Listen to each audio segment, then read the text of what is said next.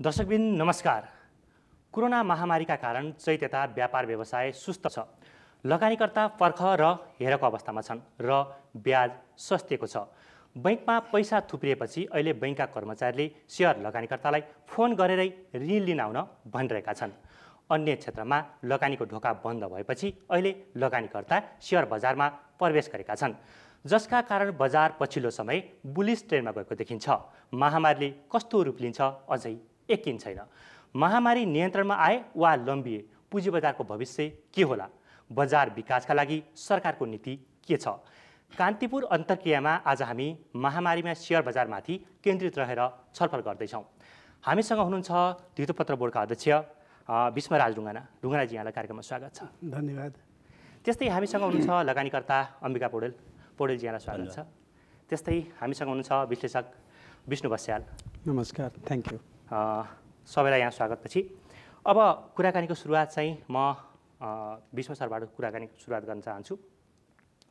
तपाईँ आएको करिब 9 महिना बित्यो होइन? अब यो बिचमा चाहिँ बजार उथलपुथल भइ नै रह्यो। तपाईँ आइसकेपछि विशेष गरी के काम गर्नुभयो बजार विकासका लागि?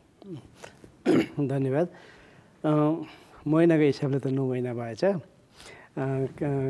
काम गरेको चाहिँ अहिले ठ्याक्कै 8 महिना भयो होइन? 8 महिनामा करिब 4 महिना त यो लकडाउनले चाहिँ धेरै नै असर गर्यो। करिब 4 महिना जति अहिले काम गर्न पाइएको अवस्था छ र यो 4 महिनाको दौरानमा हामीले चाहिँ धेरै कामहरू गरेका छौँ। अब सरसर्ती भन्ने हो भने हामीले केही नियमावलीहरू यो बजारमा समय सापेक्ष बनाउनु पर्ने थियो। 4वटा नियमावलीहरू संशोधन गऱ्यौँ। त्यसपछि यो रियल सेक्टरका कम्पनीहरूलाई बजारमा ल्याउनको निम्ति हामीलाई यो बुक बिल्डिङ निर्देशिका बनाएर अनि क्वालिफाइड इन्भेस्टरहरूको सूची बनाउनु पर्ने थियो। त्यो काम हामीले करिब अब कम्प्लिट गरिसकेका छौँ। त्यसपछि मार्जिन कारोबार चाहिँ ब्रोकरहरूकामा असाध्यै अव्यवस्थित थियो। त्यसलाई हामीले नियमावली र हाम्रो रेगुलेसनमा चाहिँ संशोधन गरेर त्यसलाई हामीले बनाएका छौँ। त्यसमा दुईवटा कुरा गऱ्यौँ।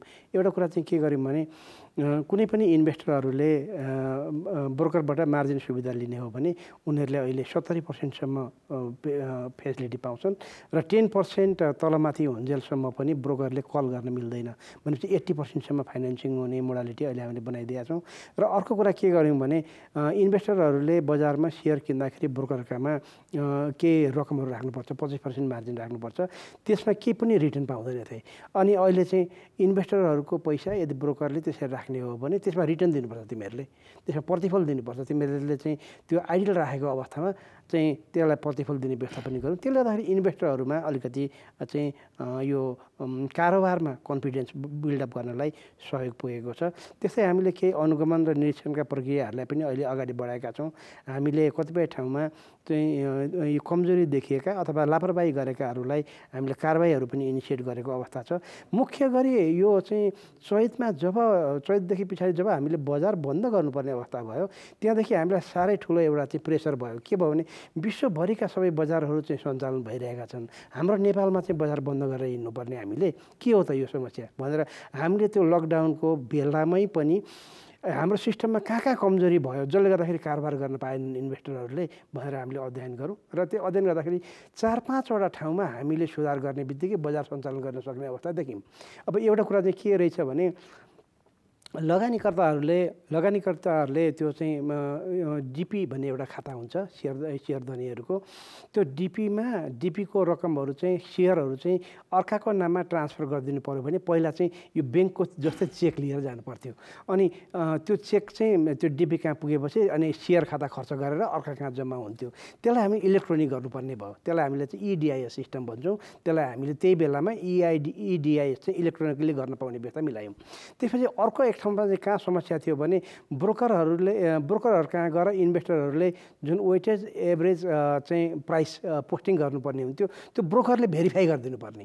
अनि त्यसलाई चाहिँ हामीले के गर्यौँ भने कस्टमरले जे पोस्टिङ गर्छ ब्रोकर कहाँ त्यही फाइल ट्रान्सफर भएर उसले इलेक्ट्रोनिकल्ली चाहिँ ट्रान्समिट गर्न सक्ने व्यवस्था गरिदिउँ। दोस्रो कुरा चाहिँ त्यो गरिदिउँ। तेस्रो कुरा चाहिँ के गर्यौँ भने इन्भेस्टरहरूले पैसाको चेक लिएर जानुपर्ने अवस्था थियो। तपाईँहरू सबैले चाहिँ यो कनेक्ट आइपिएस र आइपिएसको माध्यमबाट यो कामहरू गर्नुपर्छ है। अब हामीले हामीले रेगुलेसन जारी गऱ्यौँ र त्यही पिरियडमा हामीले चाहिँ मेरो सेयर खाता जसले खोल्ने हो तपाईँहरूले 5 पैसा पनि लाग्दैन, तपाईँहरू खोल्नुहोस्, अब फ्रीमा हामीले चाहिँ असार मसान्तसम्मलाई गरिदिएका छौँ भनेर चैतमा हामीले यो एनाउन्समेन्टहरू गऱ्यौँ। त्यसपछि आएर अनि यो अर्को चाहिँ के अरे डिम्याट खातामा सेयर कारोबार गर्दाखेरि अफलाइन होस् चाहे अनलाइन होस् चेकिङ गर्ने सिस्टम थिएन। खातामा छ भने कारोबार गर्न पाइने, खातामा छैन भने कारोबार गर्न नपाइने सिस्टम पनि हामीले त्यतिखेर इन्ट्रोड्युस गरिदियौँ। अनि यो सबैले गर्दाखेरि के भयो भने हामीले कमसेकम इन्भेस्टरहरू घरैमा बसेर आफ्नो ल्यापटपमा चाहिँ यो सिस्टमहरू अपडेट गरेर कारोबार गर्न सक्ने स्थिति बनाइदियौँ। त्यो बनाइदिइसकेपछि अहिले बजार सञ्चालन गरेको हामीले। यसमा अब पछि पनि फेरि केही छलफल गरौँला। विगतमा पनि धितोपत्र बोर्डमा अध्यक्ष हुनुहुन्थ्यो, तपाईँ नयाँ अध्यक्ष बनेर आउनु भएको छ। पहिलेका अध्यक्षभन्दा बजारका सेयर लगानीकर्ताले तपाईँबाट के अपेक्षा गर्ने, अब के गर्दै हुनुहुन्छ, अब नयाँ कार्यक्रमहरू चाहिँ के छन् विशेष गरी? यसमा यो हो, हामीले हाम्रो बजारलाई चाहिँ इन्भेस्टर फ्रेन्डली बनाउनु पर्यो। हाम्रो बजारमा इन्भेस्टरहरूले स्वतन्त्र रूपमा आफ्नो चाहिँ प्रोफेसनलिजम अनुसार कारोबार गर्न सक्ने स्थिति बनाइदिनु पर्यो। बजार त इन्भेस्टरहरूले सञ्चालन गर्ने हो, बजारमा इन्भेस्टरहरूले कारोबार गर्ने हो, हामीले त मेकानिजम बनाइदिने हो।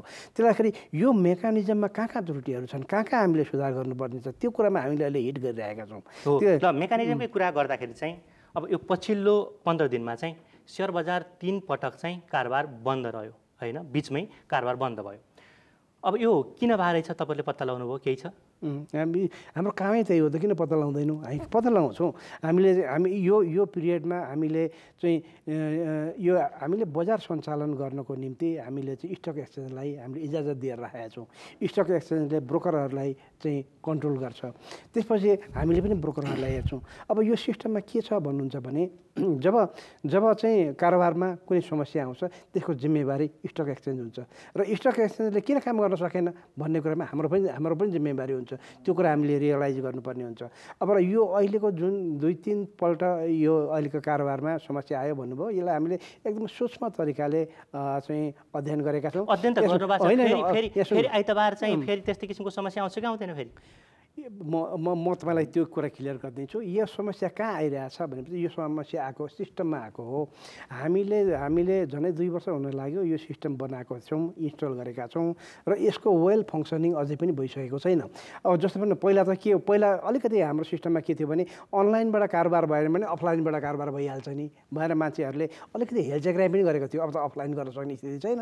त्यसले गर्दाखेरि अनलाइनबाटै गर्ने सन्दर्भमा त्यसमा 2टा कुरा हुन्छ कि एउटा कुरा के हुन्छ भने यो टोटल सिस्टममा चाहिँ कमर्सियल ब्याङ्कमा जसरी हामी पैसा निकाल्छौँ नि त्यति सजिलो छैन। यो टोटल सिस्टममा ब्याङ्कको पार्ट इन्भल्भ हुन्छ। ब्याङ्कसँग चाहिँ अनलाइन इन्टिग्रेसन हुन्छ, त्यसपछि डिपीसँग अनलाइन इन्टिग्रेसन हुन्छ, नेप्सेको सिस्टममा गएर म्याचिङ हुन्छ, ब्रोकरको टिएमएस हुन्छ, त्यसपछि सर्भिलेन्स सिस्टम हुन्छ।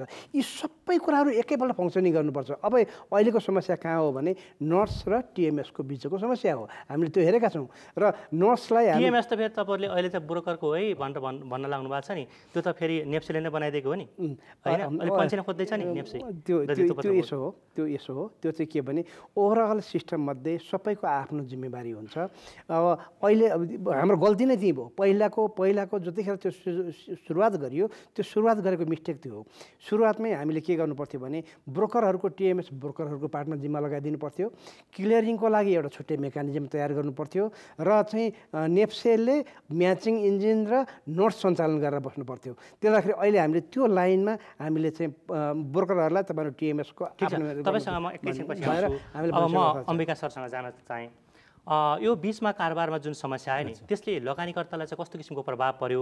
नेप्सेले चाहिँ सही तरिकाले सफ्टवेयर डिजाइन गरेको पाउनु भएको भएन, के लाग्छ तपाईँलाई चाहिँ? त्यो मोटामोटी अहिले हेरिरहँदाखेरि सरले धेरै कुरा भन्नुभयो, तथापि लगानीकर्तालाई अहिले बजार जुन किसिमले गइरहेको छ, जुन किसिमको लगानीकर्ताको कन्फिडेन्स चाहिँ बिल्डअप मार्केटमा भएको छ, नियामक निकायको सकारात्मक कुराहरूले डेफिनेटली मान्य राख्छ भएको छ। तर पछिल्लो समयमा हामी हेरिरहँदाखेरि म पनि जेनरली 11 बजेदेखि 3 बजे कम्प्युटरमै बस्छु।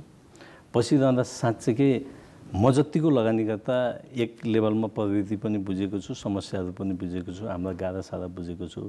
मलाई त अप्ठ्यारो हुन्छ भने आम लगानीकर्ताको पर्सेप्सन पक्कै बिग्रेको छ। यो के भयो भन्दाखेरि हो कमी कमजोरी हुन्छन्, तर कमी कमजोरी भइरहँदाखेरि पनि हामीले सम्भवतः 2075 कार्तिक 18 गते हुनुपर्छ भनेपछि आजसम्म आइरहँदा हामी असोजमा आएका छौँ। यो यति ठुलो लामो समयमा करिब 22 महिनासम्म समस्या पहिचान नहुनु र लगानीकर्ता त्यो समस्याबाट पटक पटक पीडित भइरहनु यो चाहिँ दुःखद कुरो हो। र अहिले सुधार भएको छ, हिजोभन्दा आज सुधार भएको छ। कमजोरी कहाँ पाउनुहुन्छ तपाईँले? कमजोरी साँच्चै के भन्ने भने अहिले टिएमएसमा जताततै कमजोरी छ। एउटा मात्रै कमजोरी म भन्दिनँ। हेर्नुहोस्, मैले आफैले कारोबार गरेको आज म भन्छु, म भन्नुपर्छ यस्तो फ्लोरमा। टिएमएसले हामीसँग फ्री भएको सेयर प्लेजमा नराखेको सेयर आइडेन्टिफाई गर्छ भनियो, त्यही अनुसार कारोबार गरियो। कारोबार भइसकेको छ, भोलिपल्ट पनि ब्यालेन्स देखेको छ, भोलिपल्ट पनि बेचेको छ। त्यसको कारणले हामी क्लोज आउटमा परेका छौँ। हामी लगानीकर्ता साँच्चै हो भने त्यो सन्दर्भमा सबभन्दा बढी पीडित छौँ। आज मैले सेयर बेचेँ, मैले कहिले घाटाको सेयर बेच्छु त कहिले नाफाको। घाटाको सेयर बेचिदिँदा अथवा नाफाको सेयर बेचिदिँदा सिधै हामीले हाम्रो गल्ती नहुँदै प्रविधिले हामीलाई दिएको प्रविधिले जुन टेक्नोलोजी दिएको छ, जुन सिस्टम दिएको छ, त्यो सिस्टमको खराबीले भएको गल्तीबाट हामी आज राज्यलाई पेनाल्टी तिरिरहेका छौँ। त्यो पनि 20%। पछिल्लो धेरै लामो समय भयो पुँजीबजारमा करिब 4 वर्ष लगानीकर्ता पीडित भएका हुन्। सम्भवतः सर आइसकेपछि बजारमा उहाँको एउटा पोजिटिभ भाइब थियो, बजारप्रति लगानीकर्ताप्रति उहाँको एकदमै राम्रो थियो। बजारले कसरी फङ्सन गर्छ भन्ने कुरो पनि राम्रो अध्ययन गर्नुभएको थियो। तिनी कारण तथापि पछि आउँछु हैन। अब हाम्रो विष्णुजीसँग जान चाहे, यो बजारमा जुन समस्या देखिरहेछ नि, त्यसको कारण चाहिँ के ठान्नुहुन्छ तपाईँ? अब कारण हामीले बेसिकली यसलाई भन्नुपर्दाखेरि जुन वाइको भन्ने कम्पनीले जुन यो टिएमएस र नट्सको दुइटैको एउटा प्रवृत्ति लिएर आयो, यहाँ समस्या के छ भन्दाखेरि बेसिकली जुन नट्सको सिस्टम छ, नट्सको सिस्टममा त बरु चाहिँ अलिकति त्यति साह्रो उनीहरूको यदि इन्फ्रास्ट्रक्चरको कमी हो भने त्यसमा चाहिँ अलिकति समस्या देखिएको छ। किन भन्दा कम्युनिकेसन कसरी हुन्छ भन्दाखेरि टिएमएसले नट्समा अर्डरहरू पठाउँछ, नट्सले कन्फर्मेसन गरेर फेरि टिएमएसलाई दिन्छ र सबै ब्रोकरहरूकोमा त्यसको जानकारी जाने गर्दछ र क्लाइन्टहरूले पनि त्यही अनुसार जानकारी पाउँछन्। नट्समा हामीले देखेको अझै पनि उनीहरूको इन्फ्रा पुगेको छैन कि जस्तो देखिएको छ। प्रवृत्ति रूपमा नट्समा साह्रै त्यति समस्या देखिएको छैन। र अर्को पोइन्ट के हो भन्दाखेरि फर्स्ट अफ अल जब कन्ट्र्याक्ट भयो हाम्रो वाइको कम्पनीसँग नेप्सेको, त्यो बेलामा सर्टेन एउटा कुनै कन्ट्र्याक्ट भएको थियो होला र नेप्सेको अधिकारीले पनि भन्नुहुन्छ कि हामीले यसको सोर्स कोडहरू चाहिँ हामीले लिएका छौँ भनेर भन्नुहुन्छ हैन। जहाँसम्म मैले त्यो कुनै जानकारी मैले जुन आफ्नो सोर्सेसबाट ग्यादर गरेको जानकारी हो, नट्सको आफैको सोर्स कोड छैन। त्यही भएर कुनै पनि समस्या आइपर्यो भने उनीहरूको आइटी इन्जिनियरले त्यो कुराहरू ह्यान्डलै गर्न सक्दैन। र अर्को कुरा जुन टिएमएस डेभलप भएको छ त्यो पनि इन्डियन कम्पनीले डेभलप गरेको हो र त्यो कम्पनीले डेभलप गरिसकेपछि पनि अझै पनि उनीहरूको बेसिक आर्किटेक्टमा नै प्रब्लम छ भनेर मैले कुनै इन्जिनियर्सहरूबाट मैले इन्डियाको इन्जिनियर्सहरूबाट पनि एकपटक हेर्नुहोस् त यो सिस्टम कस्तो छ भनेर। विष्णुजी, जस्तो यो समस्या आउनुमा यसका पछाडि आर्थिक चलखेलका पनि कुरा गर्नु थियो, त्यो चाहिँ के हो?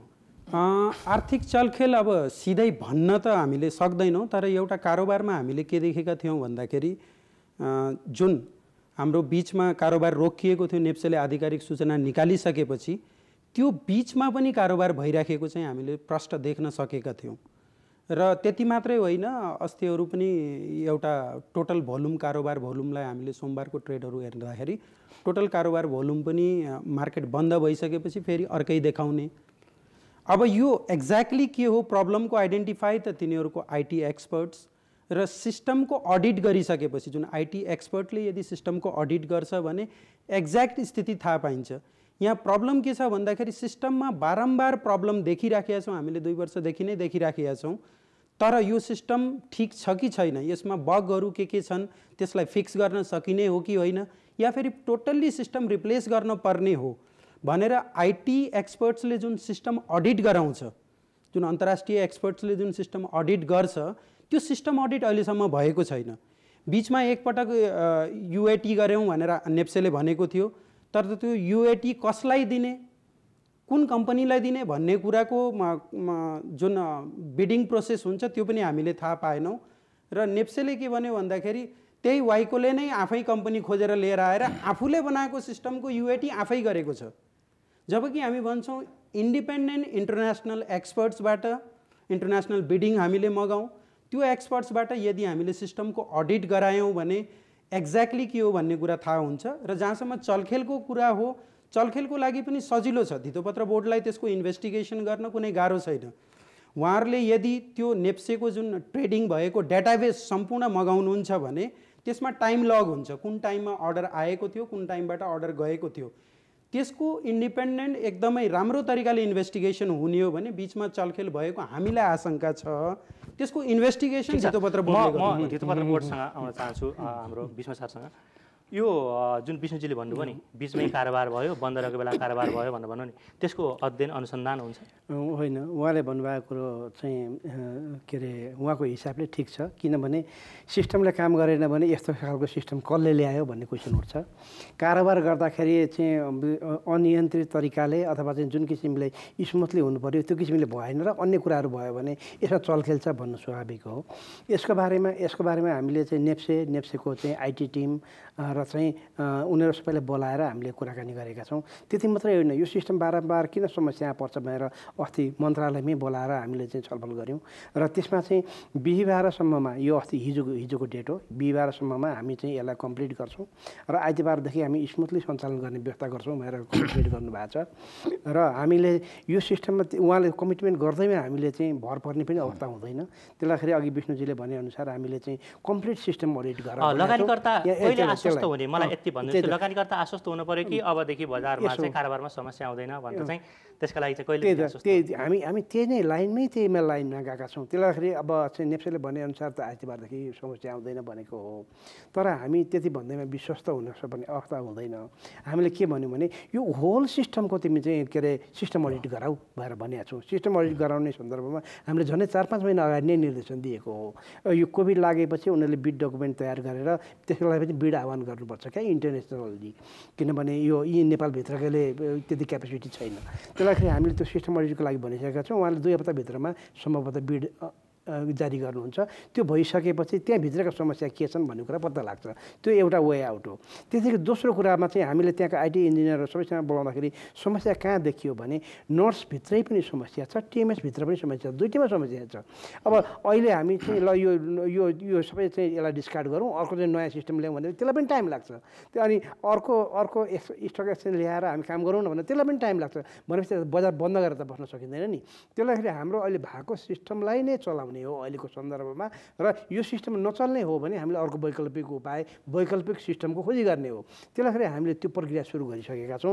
र त्यसमा दुईवटा कुरा म भन्छु। एउटा कुरा चाहिँ के भने नर्समा जतिखेर त्यो सिस्टमको प्रोजेक्ट गरिएको थियो 20,000 मान्छेले वान टाइम 1 सेकेन्डमा 20,000 मान्छे इन्टर गर्दाखेरि त्यसले काम गर्ने गरी बनाएको थियो।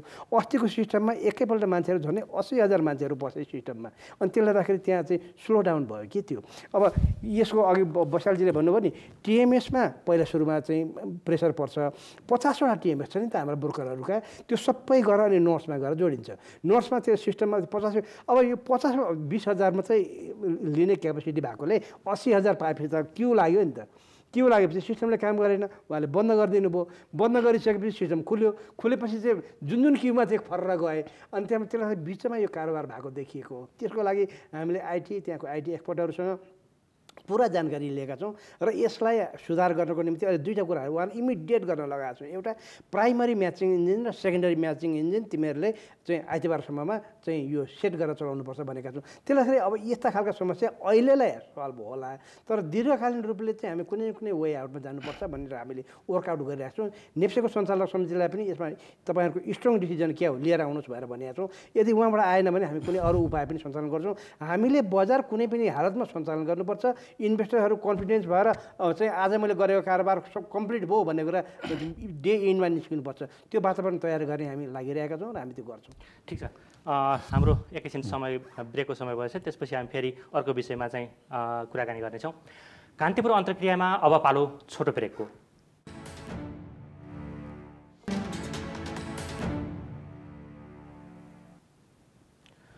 पुनः स्वागत छ। कान्तिपुर अन्तर्क्रियामा हामी महामारीमा सेयर बजार विषयमा छलफल गर्दैछौँ। अब छलफलको क्रममा बैंकलाई ब्रोकर लाइसेन्सको विषयमा कुराकानी गरौँ। यो अर्थ समितिमा लामो समयसम्म रोकिराख्यो। बोर्डले सांसदहरूलाई समयमा यसबारेमा बुझाउन सकेन कि? त्यसो पनि होइन होला, किनभने सिस्टम कुन किसिमले डेभलप गरेर लिएर जाने भन्ने विषयमा यो चाहिँ सबै पक्षको बिचमा एक किसिमको अन्डरस्ट्यान्डिङ हुन जरुरी हुन्छ। अब यसमा को इन्भल्भ हुन्छन् त भन्दाखेरि यसमा मार्केट पार्टिसिपेन्ट्सहरू इन्भल्भ हुन्छन्, अब प्रवेश गर्न खोज्नेहरू इन्भल्भ हुन्छन्, अनि सरकार यसमा इन्भल्भ हुन्छ, धितोपत्र बोर्ड इन्भल्भ हुन्छ। त्यसले गर्दाखेरि यी सबैको बिचमा एउटा अन्डरस्ट्यान्डिङ भएर जान जरुरी हुन्छ। त्यही सन्दर्भमा सायद अहिले प्रक्रियामा आएको होला। यसले गर्दाखेरि चाहिँ के अरे अर्थ समितिमा चाहिँ अध्ययन गरेर अहिले प्रतिवेदन पेश भएको छ। यसमा चाहिँ अर्थ समितिले पनि सर्टेन एक्टिभिटिजहरू, सर्टेन क्रियाकलापहरू, गभर्नेन्सहरू बढाएर जान सकिने स्थिति हुन्छ। त्यसलाई ती कुराहरू चाहिँ पहिला सम्पन्न गर्नुपर्छ भन्ने किसिमले प्रतिवेदन आएको छ। हामी त्यसमा अध्ययन गरिरहेछौँ र नेपाल सरकारसँग पनि निरन्तर चाहिँ संवादमा छौँ। र यो चाहिँ अब ब्याङ्कलाई ब्रोकर लाइसेन्स दिने भनेको ब्याङ्क आफैले गर्ने होइन, ब्याङ्कको सब्सिडियरी खोलेर गर्ने हो र यसमा राष्ट्र ब्याङ्कको पनि इन्भल्भमेन्ट हुन्छ। हामी सबै पक्षहरूसँग निरन्तर संवादमा छौँ र उपयुक्त समय आएपछि सम्भवतः यो अगाडि बढ्छ होला। र एउटा कुरा चाहिँ के छ भने हामीले के कुरा पनि बुझ्नुपर्छ भने हामी कुन सिस्टममा जाँदैछौँ भन्ने कुरामा पनि बुझ्नुपर्छ। हामी अहिले चाहिँ अनलाइन सिस्टममा जाँदैछौँ। अनलाइन सिस्टम भइसकेपछि त यदि यो फुल्ली अटोमेटेड भयो भने ग्राहकहरूले, इन्भेस्टरहरूले घरमै बसेर आफ्नो ल्यापटपबाट, आफ्नो चाहिँ मोबाइलबाट कारोबार गर्न सक्छन्। अहिले संसारमा चाहिँ ब्याङ्कका ब्रान्चहरू घट्न थालेका छन्, ब्याङ्कका एटिएमहरू घट्न थालेका छन्, इमेलबाट ट्रेड बढ्न थालेको छ। अब यो अनि सबैले चाहिँ अनलाइनबाट कारोबार गर्ने हो भने भोलिपछि 50वटा ब्रोकर पनि नचाहिन सक्छ। त्यसले गर्दाखेरि यो यत्तिकै हतारमा डिसिजन गर्ने विषय होइन। यसलाई चाहिँ सबै निकायहरूले यो वास्तवमा हामी कुन वेमा जाँदैछौँ र अहिलेको आवश्यकता के हो, अथवा हामी फर्दर के सोच्दै हुनुहुन्छ यसमा? अब बैंकलाई ब्रोकर लाइसेन्स दिने वा नदिने के सोच्दै हुनुहुन्छ तपाईँहरू? अब यसमा यसो हामीले अहिले अर्थ समितिबाट आएको प्रतिवेदनलाई अध्ययन गरिरहेका छौँ र त्यसमा जुन गभर्नेन्सका इस्युहरू छन् नि त्यसलाई हामी एड्रेस गर्नको निम्ति हामीले कुन ठाउँमा के एड्रेस गर्नुपर्छ भनेर हामीले त्यो काम सुरु गरिसकेका छौँ। अब त्यो काम कम्प्लिट भइसकेपछि हामीले सबै निकायसँग समन्वय गरेर आवश्यक पर्यो भने हामी ब्याङ्कलाई पनि ब्रोकर लाइसेन्स दिन अगाडि बढ्छौँ। पर्खर हेरेको अवस्था भन्नुहुन्छ तपाईँहरू? पर्खर हेरेर त हुने नै भयो नि त। अम्बिकाजी, जस्तो यो बैंकलाई ब्रोकर लाइसेन्स भयो भने तपाईँहरूलाई चाहिँ के सहज हुन्छ? होइन, आवश्यक छ कि छैन? तपाईँहरू लगानीकर्ताको हिसाबबाट, आम लगानीकर्ता म यो विषयलाई अलिकति बढी क्लियरिफाई गर्छु। अहिले हामी भनिराखेको अहिले प्रविधिको कुरो गरिरहेछौँ। अहिले हिजो नेपालको पुँजी बजार ऐतिहासिक बिन्दुमा पुँजीकरणको हिसाबले 20 खर्ब 90 अर्ब पुगेको छ। जिडिपीको 55.5% भन्दा बढ्यो।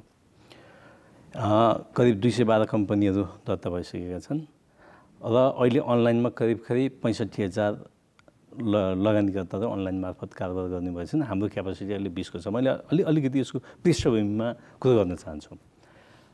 हामीसँग एउटा एक्सचेन्ज छ। बजार भर्खरै एउटा बिन्दुबाट माथि गइरहेको अवस्था छ। हामीले रियल सेक्टरका कम्पनीहरू ल्याउने, अन्य सेक्टरका कम्पनीहरू 50 करोडभन्दा माथिका अथवा 1 अर्बभन्दा माथिका अनिवार्य ल्याउने भन्ने कुरो छ। यो पनि बजेटमा नि आइसक्यो, सरकारको नीति कार्यक्रममा नेप्सेको सबैमा आइसकेको छ। यो सन्दर्भमा अब हामी कुन किसिमको संरचनाबाट अहिले हामी अघि बढेका छौँ त भन्ने कुरा मनन गर्नुपर्छ। अहिले हामीसँग एउटा नेप्से छ र यी ब्रोकरका लाइसेन्स लगानीकर्ताले करिब 4-5 वर्ष ब्याङ्कलाई ब्रोकर लाइसेन्स दिनुपर्छ भनिरहेको अवस्था हो। त्यो ट्रस्टको मस भएको छैन अहिलेसम्म। अहिले पनि हामी 20,000ले एकैचोटि इन्ट्री गऱ्यो भने त्यो सिस्टमले गरेन भने सरले भनिसक्नुभयो। त्यो सिस्टम भन्दा हामीले चेन्ज गर्न सक्नेवाला छैनौँ। हामी लगानीकर्ताहरू 60,000 त अनलाइनमा अहिले छन्। यो अर्को वर्ष अहिले तपाईँले हेर्नु भने अनलाइनबाट कारोबार गर्ने अस्ति मात्रै रिलायन्स लाइफको हेर्नु भने 6,10,000 भन्दा बढी छन्। भोलि कर्मसिद्धि अनलाइनबाट फर्म भर्ने मान्छेहरू बिस्तारै दोस्रो बजारमा आउने हो। अब हामी फरक ढङ्गले सोच्नुपर्छ। हाम्रो नियामक निकायले होइन, हाम्रो त्योभन्दा माथिको निकायले सोच्नुपर्छ भन्ने मेरो धारणा छ। यही सिस्टमबाट, यही विधिबाट, यही खरिद प्रक्रियाबाट हामी त्यो एचिभमेन्ट गर्न सक्छौँ। भोलिको क्यापिटल मार्केटको साइज, भोलिको क्यापिटल मार्केटमा इन्भल्भमेन्ट जुन किसिमले हुँदैछ लगानीकर्ताको, त्यसलाई थाम्न सक्ने हो कि होइन? हामी त साँच्चै भन्ने हो भने विकल्पमा जानुपर्छ, संरचनामा हेर्नुपर्ने अवस्था छ। नेपाल स्टक एक्सचेन्जको वर्तमान संरचनाले यी सबै हामी लगानीकर्ताका चाहनाहरू पुरा गर्ला, लगानीकर्ताको कारोबारलाई थेक्ला त अब है। त्यसो भएको हुनाले भन्न खोजेको त्यो विषयलाई स्टक एक्सचेन्ज अब हामीले कता हामी ब्रोकर, मैले त्यही भने हामी अब यही प्रविधिले एउटा सिस्टम 2 वर्षदेखि बिग्रेको हामी रिप्लेस गर्न सक्दैनौँ। खरिद नियमावली छ, यो छ ऊ छ भन्ने छ। हामी त स्टक एक्सचेन्जै थप्नुपर्छ। कम्पिटेटिभ एक्सचेन्ज थप्न सक्यो भने भोलिका दिनमा लगानीकर्ताले कम्पिटेटिभ सेवा सुविधा पाउँछन्। अहिले तपाईँले ब्रोकरको कुरा, ब्याङ्कलाई ब्रोकर लाइसेन्स अर्को स्टक आएको भने ब्याङ्कलाई दिइहाल्थ्यो कि, यदि धेरै झन्झट नहुन सक्थ्यो, हो कि होइन? अनि अर्को कुरो हो, मैले यसलाई ब्याङ्कलाई ब्रोकर लाइसेन्स यो कुरो भन्दा पनि मैले अहिले के बुझेको छु, अघि सरले अलिकति सुन्नुभयो, के हुन्छ भन्दा अहिले भोक लाग्छ नि, मैले भोक लाग्दाखेरि खाजा खान खोज्छु क्या। तर भोक टर्दै गएपछि बेलुकाको खाना नै चाहिन्छ क्या। भने जस्तो हिजो प्रविधि थिएन, अनलाइन थिएन, ब्रोकरकै धाउनु पर्थ्यो, ब्रोकरको शाखा जहाँसुकै मेचीदेखि महाकालीसम्म पुग्नु पर्छ भन्ने थियो नि। अहिले त अनलाइनबाट सबै गर्ने भइसक्यो। अब के हो भन्दाखेरि हामीले त्यो किसिमको प्रविधि कसले दिन सक्छ भन्ने कुरा च्यालेन्जिङ हो कि। ब्याङ्कको कस्ट सेन्टर मात्रै भएर ब्याङ्कको सङ्ख्या बढ्दा त्यहाँ मात्रै समस्याको समाधान होइन। अब टेक्नोलोजीको समस्या हो। अब त्यो लगानीकर्ताको चाहना अनुसार एड्रेस गर्न सक्ने स्टक एक्सचेन्जको आवश्यकता हो। हाम्रो संरचना अहिले भइराखेको स्टक एक्सचेन्जको संरचना हेर्नु भएको छ नि, सरकारी संरचना छ, राष्ट्र ब्याङ्कका मान्छे छन्, अर्थ मन्त्रालयका मान्छे छन्, सर पनि नेपाल सरकारबाट नियुक्त भएर आउनुपर्छ, नेपाल सरकारकै मान्छेहरू त्यहाँ छन्। कहाँनिर एउटाले अर्कोलाई निर्देश गर्न सक्ने अवस्थै देखिने कि। मैले त कता कहिले के लाग्छ भन्दाखेरि धितोपत्र बोर्डले नेप्सेलाई कमान्ड गर्न सक्छ जस्तै लाग्दैन, अन्यथा नमान्नुवाला चारले सक्दैन जस्तो लाग्छ कि। राष्ट्र ब्याङ्कको स्टक एक्सचेन्जको आवश्यकता हो विष्णुजी। अब यदि अहिलेको करन्ट स्टक एक्सचेन्जलाई यदि हामीले फुल्ली डिसइन्भेस्टमेन्ट नगर्ने हो, यसलाई चाहिँ इन्स्टिट्युसन्सहरूलाई नदिने हो र सरकारकै अधिकार क्षेत्रभित्र सरकारकै स्वामित्वमा रहने हो भने डेफिनेटली अर्को नयाँ स्टक एक्सचेन्ज चाहिन्छ। किन भन्दा नेपाल जस्तो सानो मार्केटमा हामीले तुरुन्तै चाहिन्छ भनेर त्यो मैले भन्दिनँ होइन। किन भन्दा दुईवटा स्टक एक्सचेन्ज भइसकेपछि फेरि मार्केटको साइज बाइफर्केट हुन्छ र त्यसले चाहिँ कता कम्पिटिसनको वातावरण त ल्याउँछ। तर हामीले विदिन द सिस्टममा यदि केही गर्न सक्छौँ भने चाहिँ डेफिनेटली राम्रो कुरा हो।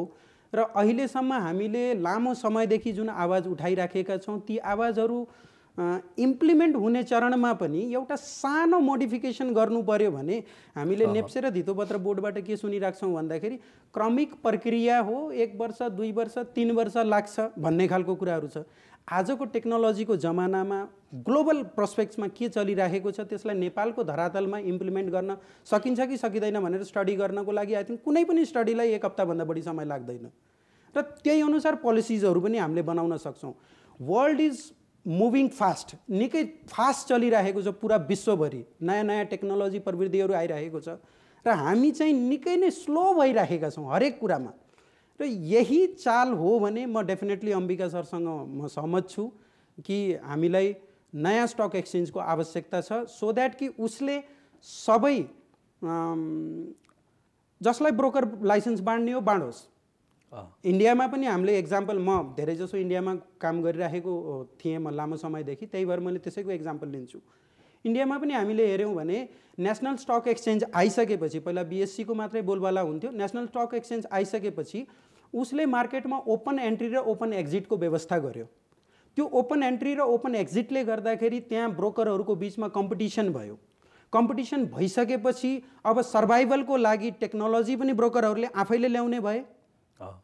सर्भाइभलको लागि अब उनीहरू त बाँच्नु पर्यो नि, भनेपछि हामीले फ्री कम्पिटिसन गरिदियौँ भने, किन भन्दा हामीले ओभरअल मार्केटको कन्सेप्ट हामीले फ्री मार्केट भनेर भनेकै छौँ, तर किन यहाँ सिन्डिकेटिङ र कार्टेलिङ किन हुन्छ त? ब्रोकर लाइसेन्सको कुरा मात्रै होइन, ब्याङ्कलाई मात्रै किन ब्रोकर लाइसेन्स? फेरि अहिले आएर हामीले ब्याङ्कलाई ब्रोकर लाइसेन्स भनेर चिच्याइराखेका छौँ। किन ब्याङ्कलाई मात्रै? तपाईँले क्राइटेरिया तोकिदिनुहोस्, यो योग्यता छ भनेर तोकिदिनुहोस्, त्यो योग्यताभित्र बसेर जो आउँछ ब्रोकर लाइसेन्स लिनको लागि एप्लाई गर्छ ती सबैलाई लाइसेन्स बाँड्नुहोस्। त्यति मात्रै होइन, मार्केटको ट्रु एक्सपेन्सनको लागि यदि यसलाई पुरा हामीले बढाउने हो भने हामीले सब ब्रोकर मोडलहरू किन इन्ट्रोड्युस गर्दैनौँ? केले छेकेको छ त्यसलाई?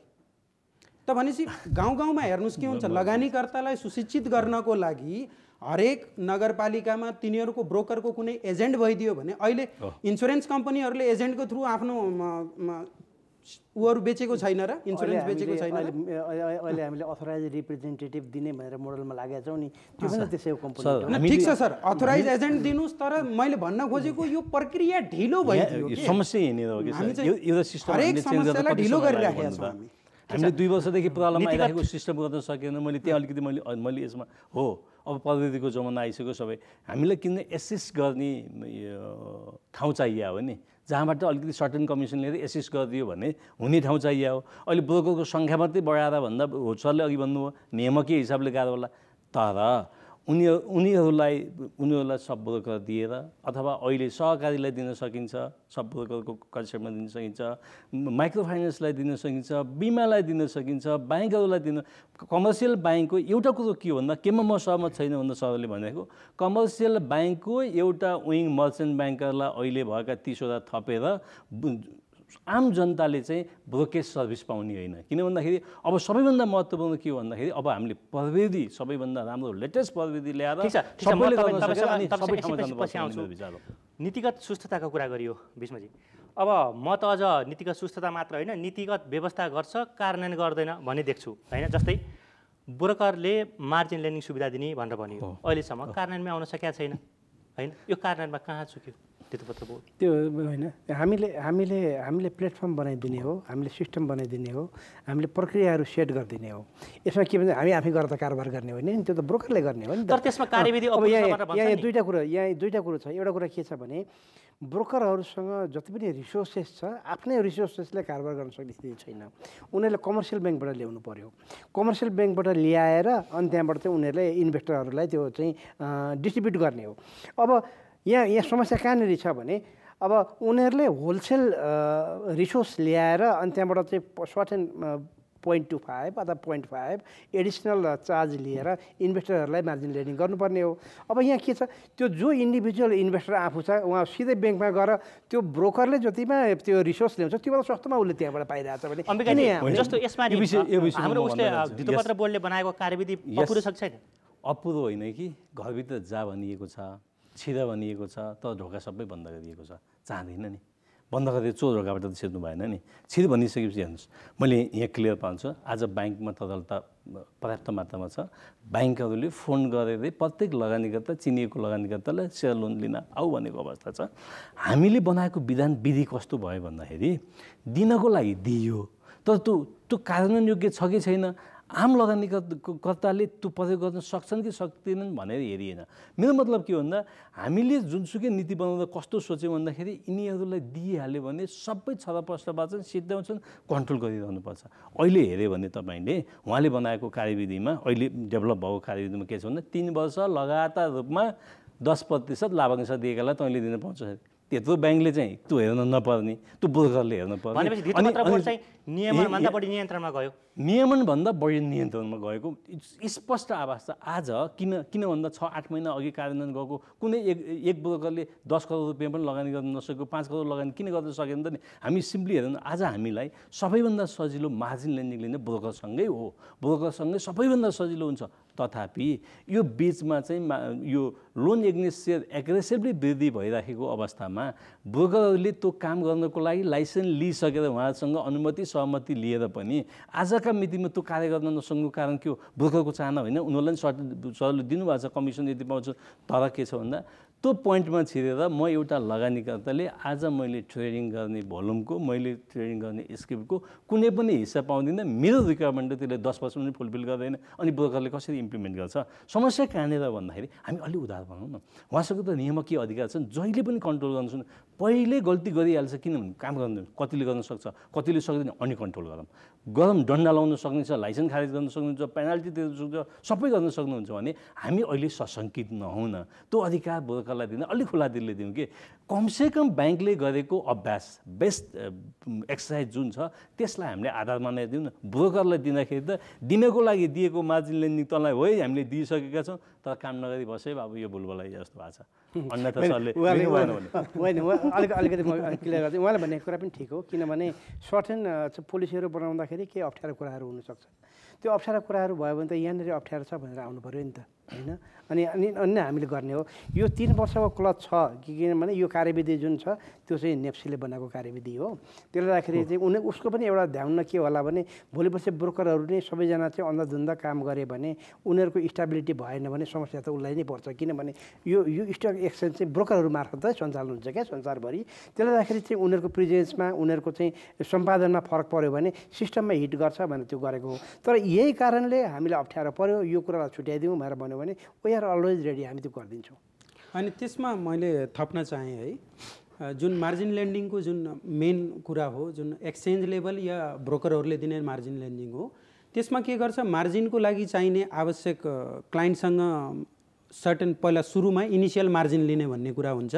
अलिकति पैसा डिपोजिट गरिसकेपछि उनीहरूले गर्न सक्छ। अहिले हाम्रो समस्या के छ भन्दाखेरि ब्रोकरको पुल एकाउन्ट्समा सेयर्सहरू उसैले चाहिँ किनेर जुन कस्टमरले सेयर किन्छ त्यो सेयरलाई ब्रोकरले आफ्नै पुल एकाउन्टमा राखेर त्यसैलाई चाहिँ फर्दर त्यो पुलको मार्फत नै एउटा फन्ड खडा गरेर त्यो मार्फत चाहिँ मार्जिन लेन्डिङ गर्ने व्यवस्था गर्न सकियो भने चाहिँ अहिलेको सिस्टमले चाहिँ हाम्रो उनीहरूले धेरैभन्दा धेरै गर्न सक्छन् होइन। यहाँ हुनु पऱ्यो के भन्दाखेरि एक्सचेन्जले नै मार्जिन तोकिदिनु पऱ्यो, डेली बेसिसमा तोक्छ है। तपाईँको जुन इन्टरनेसनल प्र्याक्टिस के हो भन्दाखेरि भ्यालु एट रिस्क क्यालकुलेट गर्छ हरेक एक्सचेन्जले। त्यो भ्यालु एट रिस्क क्यालकुलेट गरेको भनेको त्यो कुनै पनि सेयर्समा उतार चढाव कति छ त्यसको बेसिसमा रिस्क क्यालकुलेसन गर्छ र उसले दिनदिनै त्यो फाइललाई चाहिँ आफ्नो एक्सचेन्जको साइटमा अपलोड गरिदिन्छ र ब्रोकरहरूले त्यही अनुसार मार्जिन चार्ज गर्न पाउँछन्। भोलाटिलिटी कम भएको बेलामा कम मार्जिन हुन्छ, भोलाटिलिटी बढेको बेलामा बढी मार्जिन हुन्छ किन भन्दा सम्पूर्ण फाइनेन्सियल मार्केटमा कुनै रिस्क त छैन, त्यो पनि हेर्नु पर्यो रेगुलेटरले गर्दाखेरि। हामीले के गरिराखेका छौँ भन्दाखेरि एक्चुअलमा यो मार्जिन ट्रेडिङसँग जुन अन्तर्राष्ट्रिय अभ्यास हो त्यसैलाई नै हामीले राम्रोसँग बुझिराखेका छैनौँ कि भन्ने आभास भएको छ। जुन कार्यविधि आएको छ त्यो कार्यविधिले के भइदिएको छ भन्दाखेरि जुन कस्टमरहरू हो त्यो ब्याङ्क जान बढी रुचाएको छ, ब्रोकरसँग उनीहरूको फेसिलिटेट हुनै सकेको छैन, ब्रोकरले चाहेर पनि दिन सकेको छैन किन भन्दा उनीहरूको हात खुट्टा निकै बाँधिएको छ। अलिकति खुला गर्नु पर्यो जस्तो अम्बिकाजीले भन्नुभयो, अलिकति सहज गरिदिउँ, एउटा कुनै पोलिसी बनाऊ, त्यसमा त्यो पोलिसी बनाउँदाखेरि कहीँ गडबड गर्न सकिने आधार छ भने त्यसलाई यहाँबाट अङ्कुश लगाउन सकिन्छ भनेर एउटा नियमन बनाऊ। तर चाहिँ टोटल्ली पहिल्यैदेखि नै यो गडबड भइहाल्छ कि हामीले सिस्टम टेस्टै गरेका छैनौँ अनि पहिल्यै सपना देख्न सुरु गऱ्यौँ कि यहाँ यो पनि हुन्छ ऊ पनि हुन्छ यसो पनि हुन्छ त भने त्यो तरिकाले त्यो मात्रै होइन होला। यसमा दुईवटा कुरा हेर्नुपर्छ। के कुरा हेर्नुपर्छ भने हाम्रो अहिले ब्रोकर यो सेवा दिने भनेको ब्रोकरहरूले हो। ब्रोकरहरूका चाहिँ दुईवटा कुरा हेर्नुपर्छ। एउटा कुरा चाहिँ हाम्रो टिएमएसै त्यति मेकानाइजेसन भएन जसले गर्दाखेरि हाम्रो टिएमएसले एडिसनल फेसिलिटीहरू कति दिन सक्ने क्यापेसिटी राख्छ त अरू मुलुकहरूको जस्तो, त्यो एउटा कुरा छैन। दोस्रो कुरा चाहिँ के भने ब्रोकर आफै कति सक्षम छ त, किनभने सबै रिसोर्स बरो गरेर मात्रै होइन क्या, आफ्नो क्यापेसिटी पनि बिल्डअप गर्नु पर्यो। त्यसले गर्दाखेरि यो यसमा त्यो कुरा मात्रै होइन। अब यो हो हामी चाहिँ यो के अरे मार्जिन ट्रेडिङको लागि हामी क्यापेबल छौँ, हाम्रो रिसोर्सेसहरू यति छ, हाम्रो सिस्टम यति छ, हामी यति बलियो छौँ, हामी यसरी जान सक्छौँ भनेर कुनै पनि ब्रोकरहरू आउन सक्ने अवस्था छैन। हामीले त खालि प्लेटफर्ममा ल यो बाटो छ, यो बाटो तिमी जाऊ भनिदिने हो। उसले त त्यो बाटो त पहिला आएर हिँड्नु पऱ्यो नि, म त अब हिँड्न थालेँ मलाई कुद्ने ठाउँ बनाइदिनु पऱ्यो भन्नु पऱ्यो नि। त्यो स्थिति बनाउने हामी पछिमा छौँ, त्यो भएर आउनु पऱ्यो कि हुनुपर्ने त्यही हो सर। समस्या के भन्दा कता कता साङ्लो लाग्यो कि जस्तो देखियो कि दौडन त दौडी भनियो। कान्तिपुर अन्तर्क्रियामा अब पालो छोटो ब्रेकको।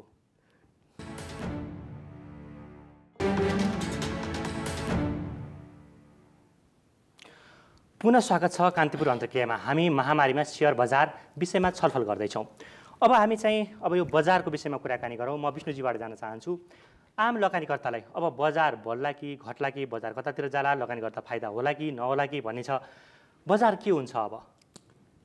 बजारको ओभरअल हामीले हेर्ने हो भने चाहे त्यो एउटा फन्डामेन्टल भ्यालुएसन गर्दाखेरि होस् या फेरि टेक्निकल्ली होस्, दुईवटै पक्षबाट बजारलाई हेर्दाखेरि बजारको अब आउने केही समयमा राम्रै तरिकाले माथि जाने देखिन्छ। बिचबिचमा सानातिना करेक्सन्सहरू हुन्छ, तर अहिलेको स्थितिमा बजारलाई हेर्ने हो भने टेक्निकल्ली र फन्डामेन्टल्ली दुईवटै कुराबाट चाहिँ बजार स्ट्रङ नै देखिएको छ। र अर्को कुरा धेरैजसो मान्छेहरूमा अझै पनि भ्रम के छ भन्दाखेरि यो महामारी फैलिरहेको छ, कहिलेसम्म फैलिने हो त्यसको कुनै आशंका छैन, अन्दाजा गर्न सकिएको छैन। फेरि पनि लकडाउन गर्नुपर्ने हो कि होइन, यी आदि कुराहरू हुँदाहुँदै पनि अहिले हामीले विश्वभरिको सेयर बजारहरूलाई हेऱ्यौँ भने उनीहरूले जुन कोभिडपछि जुन फल आएको थियो, महामारी फैलिँदाखेरि फल आएको थियो, त्यसलाई पुरै रिकभर गरेर फेरि त्यही लेभलमा पुगिसकेको छ।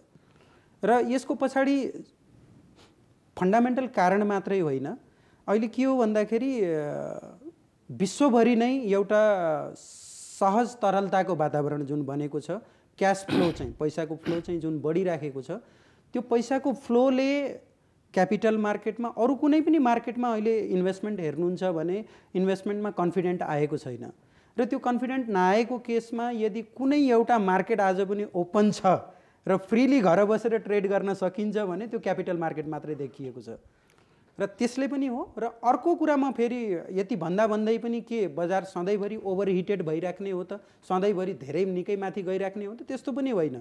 बीचबीचमा करेक्सन्सहरू पनि आउँछ, केही माथि जाने तल आउने पनि हुन्छ। भनेपछि लगानी गर्न उपयुक्त छ, लगानी गर्न उपयुक्त समय नै हो यदि लामो समयको लागि लगानी गर्नुहुन्छ भने।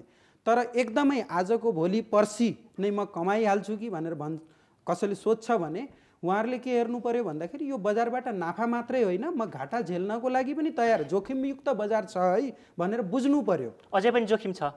जोखिम त भइहाल्छ हजुर, बजारमा जोखिम छैन भनेर भन्नु नै मूर्खता हो। यस्तो छ, आम सर्वसाधारण लगानीकर्ता जसले चाहिँ प्राविधिक विश्लेषण गर्न सक्दैन होइन, चाहेर पनि सक्दैन, त्यस्तोले चाहिँ लगानी गर्न उपयुक्त हुन्छ कि हुँदैन? घाँटी हेरेर हाड निल्नु भनेर भन्छ होइन। तपाईसँग यस्तो पैसा लगानी गर्ने, मैले जुनसुकै लगानीकर्तालाई पनि मैले आम लगानीकर्तालाई लगानी गर्ने सुझाव दिँदाखेरि के भन्छु भन्दाखेरि तपाईले लगानी गर्ने हैसियत कति छ, क्यापासिटी कति छ भन्न खोजेको, कुनै पैसा तपाईलाई 2-3 वर्षको लागि चाहिएको छैन, तुरुन्तै अरू कुनै फिल्डमा तपाईले इन्भेस्टमेन्ट गर्नु छैन, तपाईले छोराछोरीको पढाइको खर्चको लागि चाहिँदैन, तपाईलाई स्वास्थ्य उपचारको लागि छुट्याइसक्नु भएको छ, सबै कुराहरू प्लानिङ गरिसकेपछि जुन बचत हो त्यो बचतलाई तपाईले यदि सेयर बजारमा लगानी गर्नुभयो भने विश्वभरिको एक्जाम्पल छ, सेयर बजारले सबैभन्दा बढी नाफा दिएको छ। अरू कुनै पनि एसेट क्लास नेपालको सेयर बजारलाई एनालाइसिस गर्दा चाहिँ नेपालको सेयर बजारमा पनि हामीले यही देखेका छौँ। हामीले हेरौँ ठुल्ठुला 3-4 वर्षको बियर मार्केट हुन्छ, तर पनि हामीले पछिल्लो 1994 देखि हेर्ने हो भने जसले सुरुदेखि नै लामो पिरियडदेखि लगानी गरिराखेको छ उनीहरूले कैयौँ गुणा कमाइसकेको छ र सायद सुनमा लगानी गरेको या जग्गामा लगानी गरेको भन्दा पनि बढी कमाएको छ सेयर बजारमा। नेपालको केसमा पनि त्यही हो, विश्वभरि पनि त्यही नै हो। ठिक छ, म अम्बिका सरसँग आउन चाहेँ। अब यो बजार चाहिँ के होला भनेर सबैको चासोको विषयवस्तु छ। अनि तपाईँहरू चाहिँ अर्थमन्त्री गइसकेपछि, बाहिर गाउनु भइसकेपछि बजार बढ्छ भने धेरैको चासो थियो, धेरैले चाहिँ अपेक्षा गरेका थिए होइन। त्यसपछि बजार के होला भन्ने धेरैको चासो थियो, अपेक्षा थियो कि अब अर्थमन्त्री गएपछि बजारमा सुधार आउँछ होइन, भोलि स्टेजमा जान्छ भन्ने थियो। अझ त्यसैका लागि अर्थमन्त्रीको राजीनामा माग्दै नेप्सेमा धरना अनसन पनि भयो होइन। तर बजार त त्यस्तो देखेन नि, अर्थमन्त्री गएको भोलिपल्ट लगातार 2 दिन त बजार त खस्यो नि। किन यो के छ भन्दाखेरि बजारमा यो सोसियल मिडियामा कसले के भन्छ भन्ने कुराले त्यति धेरै मान्य राख्दैन। जुन तपाईँले देख्नुभयो क्या त्यो सोसियल मिडियामा आएका कुरा थिए, नबुझेका कुराहरू थिए।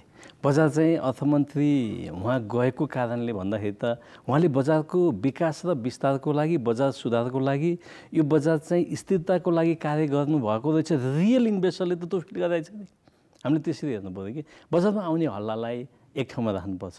एउटा रियल लगानीकर्ताले त्यस्ता हल्लाको पछाडि नलागिकन नियामक निकायका पदाधिकारीहरूले गरेका कार्यहरू, त्योभन्दा माथिका अर्थ मन्त्रालयले गरेका कार्यहरू, सम्बन्धित कम्पनीको पर्फर्मेन्स, यी कुराले डिटर्माइन गर्छ। हामी लगानीकर्ता म लामो समयदेखि करिब 20-25 वर्षदेखि म पुँजी बजारमा छु। पुँजी बजार चाहिँ पुँजी बजारको एउटा लय हुन्छ, एउटा गति हुन्छ, त्यसलाई असर पार्ने विभिन्न फ्याक्टरहरू हुन्छन्। यस्ता किसिमका फ्याक्टरहरूले एकछिन क्षणिक रूपमा कहिलेकाहीँ 1-2 दिन 1 हप्तासम्म असर गर्ला, त्योभन्दा बढी कहिले पनि त्यस्तो असरहरू हाबी हुँदैन। अम्बिकाजी, म एउटा सुन्न चाहे, जस्तो बजार बन्नुपर्छ भनेर लगानीकर्ता धरना बस्ने, अनसन बस्ने अरू देशको बजारमा हुन्छ हुँदैन यस्तो?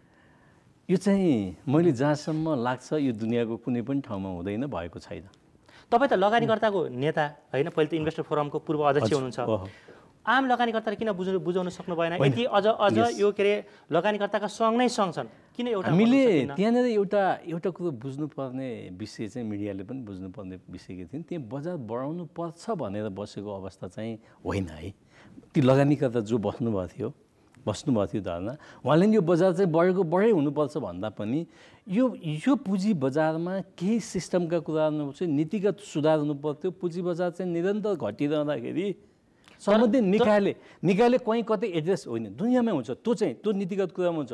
उहाँले हामीले कसरी नबुझौँ भन्दा उहाँ बजारै निरपेक्ष रूपमा बजारै इन्डेक्सै माथि बस्दियोस् भन्दा पनि तत्समयमा उहाँले गरेको आह्वान के थियो भन्दा पुँजी बजारको विकास र विस्तारका लागि नियामक निकायहरूले सरकारवाला निकायले ध्यान दियोस्। किन भन्दा निरन्तर रूपमा 3.5 वर्षसम्म झरिरहेको बजारमा जस्तो त्यो आन्दोलनमा चाहिँ एक्चुअली सुन्नुहोस्, त्यो आन्दोलनमा चाहिँ अर्थमन्त्री राजीनामा दिनु भनेर यसरी त्यो चाहिँ माग त्यहाँ कसरी राखियो। म पनि तत्समयमा मनी लगानीकर्ता नेपाल इन्भेस्टर फोरमको म तत्समयमा अध्यक्ष थिएँ। त्यो माग हुँदैन, राख्नु हुँदैन भनिएको थियो। नेपाल इन्भेस्टर फोरमको तर्फबाट बजार विकास र विस्तारको कार्य हुनुपर्छ भनिएको थियो। तत्कालै त्यो कुरा चाहिँ सरकारले एड्रेस गरेर कार्य समिति गठन गर्दै पुँजी बजारको विकास र विस्तारका लागि गर्नुपर्ने।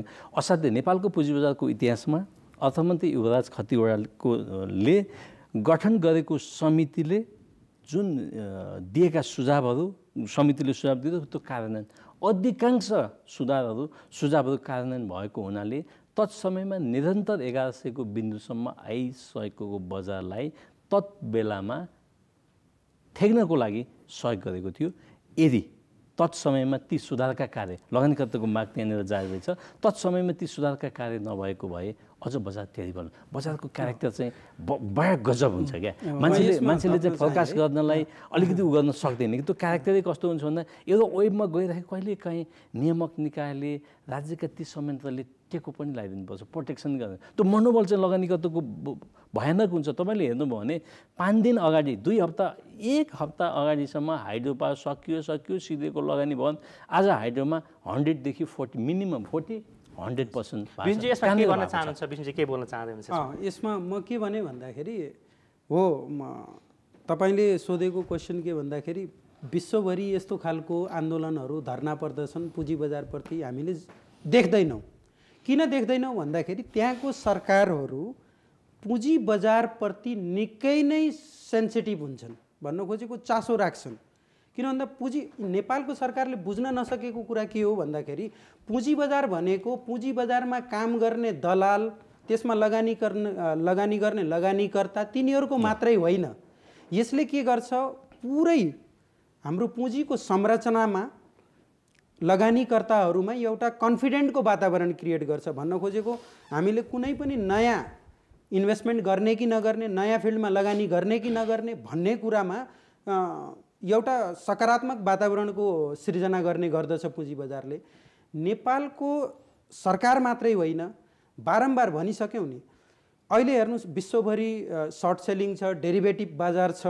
बजारमा चाहिँ मेरो लगानी कुनै एउटा जस्तो अहिले कोभिड जस्तो इभेन्ट आयो, त्यो बेलामा चाहिँ मैले आफ्नो पोर्टफोलियोलाई, म लङ टर्म इन्भेस्टर हो, मैले आफ्नो पोर्टफोलियोलाई जोगाएर राख्नु पर्यो भने मैले कतै इन्सुरेन्स लिन सक्छु? सक्दिनँ नि।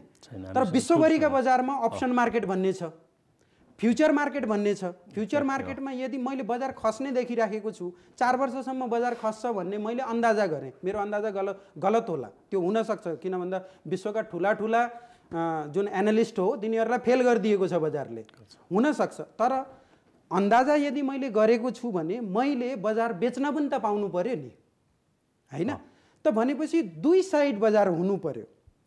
यहाँ नेपालको बजार किन्ने मात्रै बजार छ, अर्कोतिर अथोरिटीजले कसरी हेर्छ भन्दाखेरि बजारको उनीहरूको पोलिसी कस्तो हुन्छ भन्दाखेरि बजारलाई एक साइड मात्रै मुभ गरिराख्ने हो कि? अहिले हामीले त्यस विषयमा अलिक पछि हामी फेरि अरू कुरा गरौँला। म विश्व सरसँग आउन चाहेँ। जस्तो हाम्रो नेपालको बजारमा चाहिँ इन्साइडर ट्रेडिङ हुन्छ कि हुँदैन? धितोपत्र बोर्डले इन्साइडर ट्रेडिङका आधारमा कारबाही गरेछ? पहिला सुरु मलाई अर्को एउटा कुरा गर्नु, उहाँहरूले अलिअलि भन्नुभयो नि, त्यसमा अलिकति म थपेर अनि तपाईँको कुरामा आउँछु। यसमा चाहिँ के छ भने उहाँहरूले जे चाहिँ भन्नुभयो, हामीले चाहिँ बजार बढ्ने अथवा घट्ने, हामी बजारलाई के भन्छौँ भने हामीले बजारमा सिस्टम दिने हो।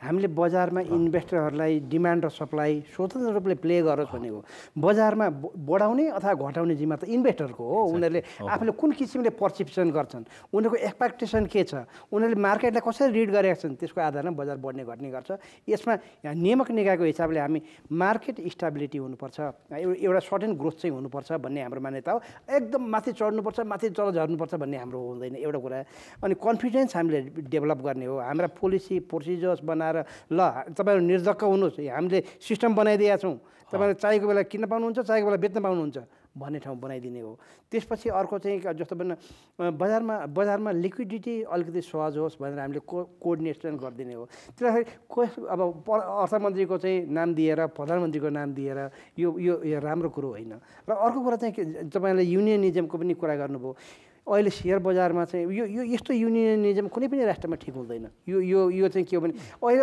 अब जाने अब चाहिँ कमर्सियल ब्याङ्कमा डिपोजिटको चाहिँ रेट बढ्यो घट्यो भनेर एउटा छुट्टै युनियन खडा गरेर उत्रे भइहाल्यो नि भोलि अर्को एउटा ऋणीहरूको एउटा छुट्टै बनाएर उफ्रे भइहाल्यो नि यसले गर्ने होइन क्या यो त सरकारको काम हो सरकारले हेर्छ कि यस्तो ठाउँमा युनियनिजम बनाउनु यो कसरी आयो त मलाई थाहा छैन तर ग्रेजुअली यस्ता कुराहरू इकोनोमीबाट हट्नुपर्छ भन्ने हो मेरो अर्को एउटा कुरा अनि अर्को यो एउटा एस्पेक्ट मैले तपाईँलाई छोडिदिएँ दोस्रो एस्पेक्ट चाहिँ के हो भने तपाईँले इनसाइडर ट्रेडिङको कुरा गर्नुभयो इनसाइडर ट्रेडिङ बजारमा हुनु हुँदैन यो क्राइम हो यो अमेरिकामा त यो जतिको ठुलो क्राइम मान्दैन यो फौजदारी अभियोग हुन्छ त्यसले गर्दाखेरि हाम्रोमा यस्ता किसिमका काम कारबाहीलाई ठुलो कुरा मानिरहेको छैन के मान्छेहरूले त्यसले गर्दाखेरि अहिले हामीले निरीक्षण सुपरभिजनलाई बढाएका छौँ हाम्रा दायराहरू बढाएका छौँ र हामीले कारबाही पनि इनिसिएट गरेका छौँ अब तपाईँले देख्नु होला अलिक दिनमा चाहिँ धितोपत्र बोर्डले कुन किसिमले कारबाही गरेर बजारमा आउँछ र यसलाई कसरी चाहिँ नियन्त्रण गर्छ भन्ने कुरा इनसाइडर ट्रेडिङका आधारमा चाहिँ कारबाही गर्दैछ धितोपत्र बोर्डले गर्छ किन गर्दैन त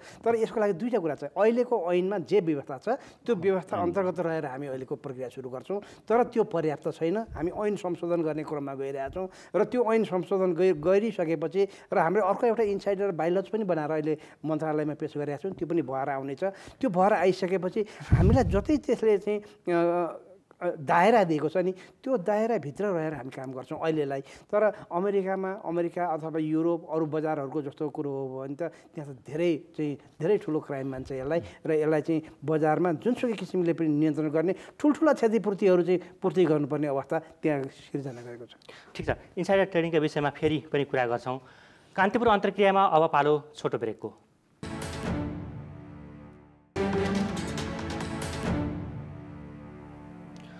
पुनः स्वागत छ कान्तिपुर अन्तर्क्रियामा हामी महामारीमा सेयर बजार विषयमा छलफल गर्दैछौँ अब म अम्बिका सरसँग आउन चाहेँ तपाईँ चाहिँ सरकारी जागिर छाडेर सेयर बजारमा प्रवेश गर्नुभएको मान्छे 27 वर्ष बिताइसक्नुभयो पुँजी बजारमा तपाईँले चाहिँ आफ्नो जीवनकालमा चाहिँ यो भित्री सूचनाका आधारमा सेयर किन्नुभयो किन्नु भएन मैले त्यस्तो किनेको छैन तपाईँलाई भनेर त्यो चाहिँ छैन मैले 27 वर्षको उसमा भित्री सूचना प्राप्त गर्दा नेपालको पुँजी बजारलाई प्रभाव पार्ने किसिमले त्यो किसिमको कारोबारको सङ्ख्या तपाईँले हेर्नुभयो भने भएको पनि छैन हामीसँग के छ भन्दा धेरै पुँजी बजारमा धेरै किसिमका टुल्सहरू चाहिन्छ क्या अहिले भनिहाल्नु भित्री सूचनाको आधारमा त मैले फ्युचर मार्केटको कुरो अप्सन मार्केटको कुरो इन्डेक्सको कुरो यस्ता टुल्सहरू खोइ त हामीसँग सामान्य एउटा सेयरमा मात्रै कारोबार गर्न लिमिटेड डिमान्ड र सप्लाई भएको लिमिटेड सप्लाई भएको मार्केटमा त्यो किसिमको पर्याप्त मात्रामा तरलता नभएको बजारमा भित्री सूचनाको आधारमा बजार प्रभाव पार्ने किसिमले कारोबार हुन्छ जस्तो मेरो अहिलेसम्मको लगानी अहिलेसम्म not catch the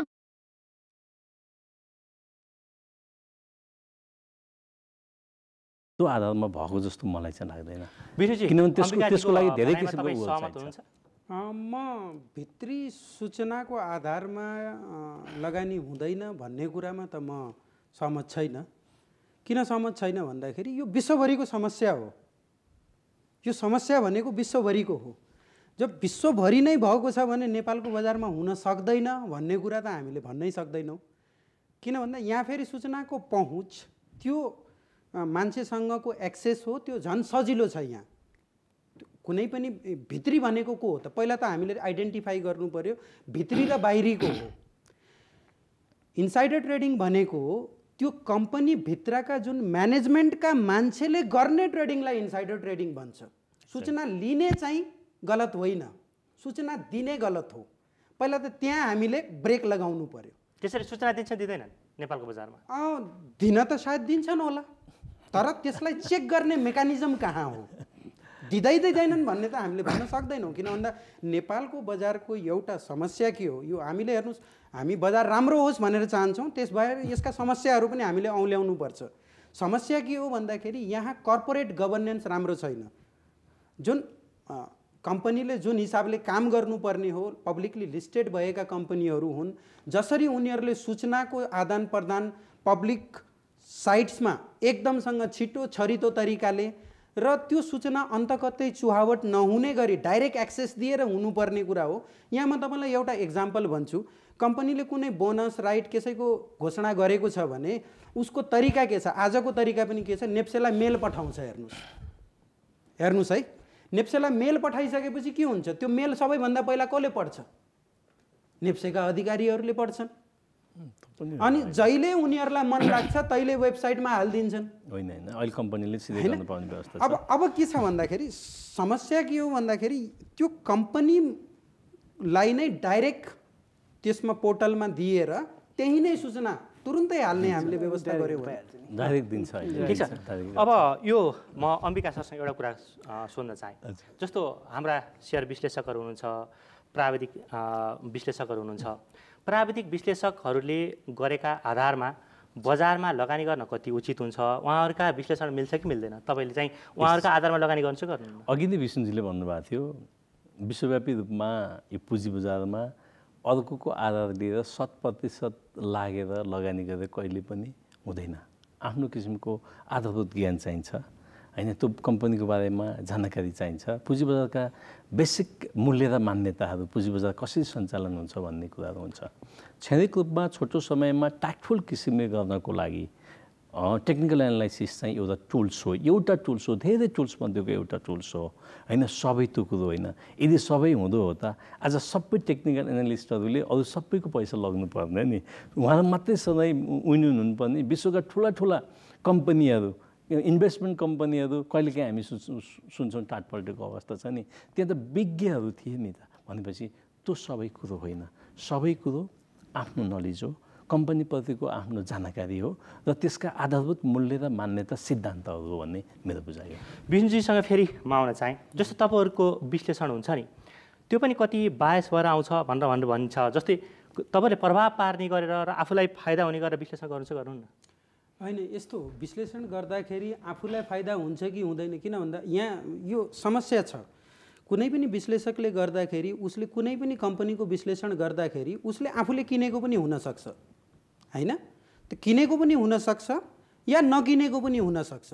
अब किनेको छ भने अलिकति बायसनेस आउँछ कि आउँदैन भन्ने कुरामा स्वाभाविक हो, यसलाई नकार्न सकिँदैन। केही न केही हामीले चाहिँ त्यसमा प्रभावित हुनसक्छ, आफूले किनेको सेयरमा विश्लेषणमा प्रभावित हुनसक्छ। यसको तरिका के हो भन्दाखेरि विश्वभरिका इभन ब्रोकरहरूले पनि सेयरको विश्लेषण गर्न पाउँछ, उनीहरूको रिपोर्टै निस्कन्छ। विश्लेषण गर्न नपाउने होइन, तर विश्लेषण गर्दाखेरि यदि मसँग त्यो सेयर छ भने कति सेयर छ त, फेरि 1% सेयर छ 2% सेयर छ भने डिस्क्लोज गर्नुपर्ने हो कि त्यसको मात्रा चाहियो। मैले 10वटा सेयर किनेको छु अनि त्यसपछि त्यसको चाहिँ लाखौँ किता ट्रेड हुन्छ भने अब मैले दिएको विश्लेषणले त्यो बजारलाई कुनै प्रभाव पार्दैन। त्यही भएर हामीले के भन्छौँ भन्दाखेरि त्यसको एउटा डिस्क्लेमर चाहियो कि यदि मसँग छ भने कति % होल्डिङ छ। यदि 1% भन्दा बढी होल्डिङ छ भने मैले डिस्क्लोज गर्नु पर्यो कि यो सेयरमा मेरो 1% भन्दा बढी होल्डिङ छ। छैन भने मसँग खासै होल्डिङ छैन भनेर मैले डिस्क्लोज गर्नु पर्यो आफ्नो एनालाइसिस भन्दाखेरि। त्यो डिस्क्लोजर गरेर गरियो भने सकेसम्म कुनै पनि एनालिस्टले उसले चाहँदैन कि उसले दिएको एनालाइसिस गलत हो भनेर चाहँदैन। तर हो कहीँ न कहीँ हल्का बायसनेस आउँदैन भनेर त मैले भन्दिनँ। पूर्ण रूपमा विश्वास गर्न चाहिँ भएन। पूर्ण रूपमा विश्वास भन्दा पनि के आधारलाई लिएर विश्लेषण गरिएको छ त्यो आधारलाई हेर्ने हो। यदि मैले कुनै आधारमा विश्लेषण गरेको छु र मेरो त्यो आधार नै गलत छ भने त्यहाँ बहस गर्ने हो। विश्लेषण ठिक छ कि छैन भन्ने कुरा त आधारले तय गर्ने हो नि, के आधारमा गरिएको छ। जस्तो फन्डामेन्टल एनालाइसिस गर्ने जुन आधारभूत विश्लेषण गर्ने हो उनीहरूले पनि के आधार लिएको छ, भोलि बिहान आउनेवाला समयमा कम्पनीले यति पैसा कमाउन सक्छ कि भन्ने आधारमा न विश्लेषण गर्ने हो। त्यो पनि त अन्दाजा हो नि त। भनेपछि टेक्निकल एनालिस्टले पनि के गर्ने हो भन्दाखेरि, कुनै टेक्निकल एनालिस्टको बेसिक कन्सेप्ट के हुन्छ भन्दाखेरि कुनै एउटा समयमा कुनै चार्टको प्याटर्न भन्दाखेरि त्यसको पछाडिको मानसिक अवस्था लगानीकर्ताको कस्तो थियो, ठिक छ, डरको थियो कि म अब विष्णु सरसँग आउन चाहेँ। हामीलाई चाहिँ सामाजिक सञ्जालबाट केही प्रश्नहरू आएका छन् हैन। लगानीकर्ता कमल पन्थीले सोधेका छन्, ब्रोकर शुल्क महँगो भयो, घटाउन मिल्दैन? ब्रोकर शुल्क महँगो भयो, घटाउन मिल्दैन भने मिल्दैन भनेर त कसले भन्छ र होइन। यो जहिले पनि समय सापेक्ष हुन्छ।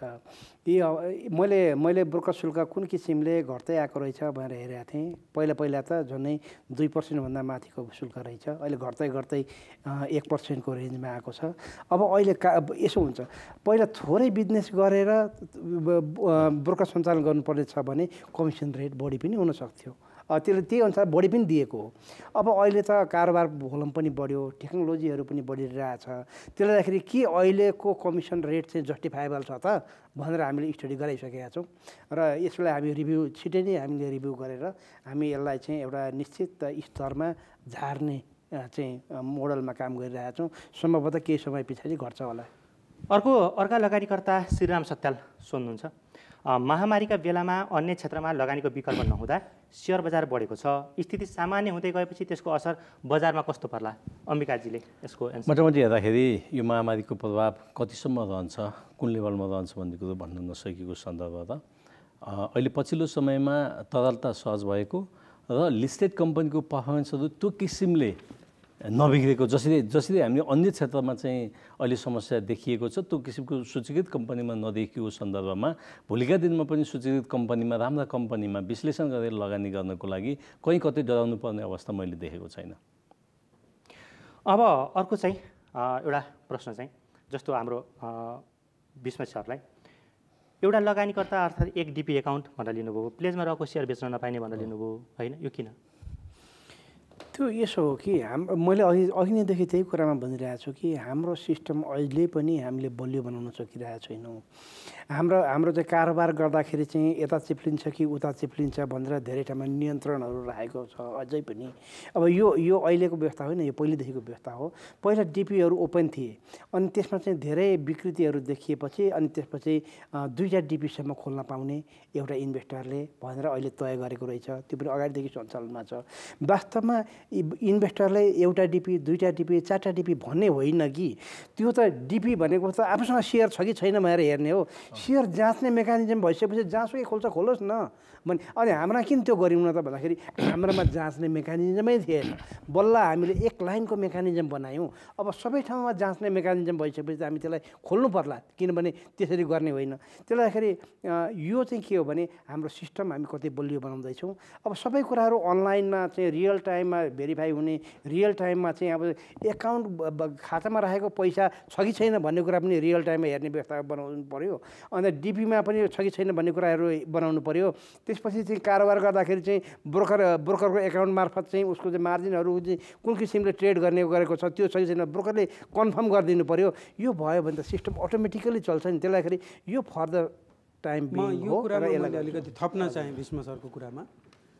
हामीले यहाँ के सोचिरहेको छौँ भन्दाखेरि हामीले कार्यक्षेत्रलाई चाहिँ छुट्याइदिनुपर्छ कि कुनै पनि लगानीकर्ताले लगानी गर्दाखेरि हाम्रो मार्केटमा 3वटा छुट्टै पार्टिसिपेन्ट्सहरू छ। एउटा लगानीकर्ता भयो, नेप्से धितोपत्र बोर्ड एउटा भयो, नियामकहरू भयो।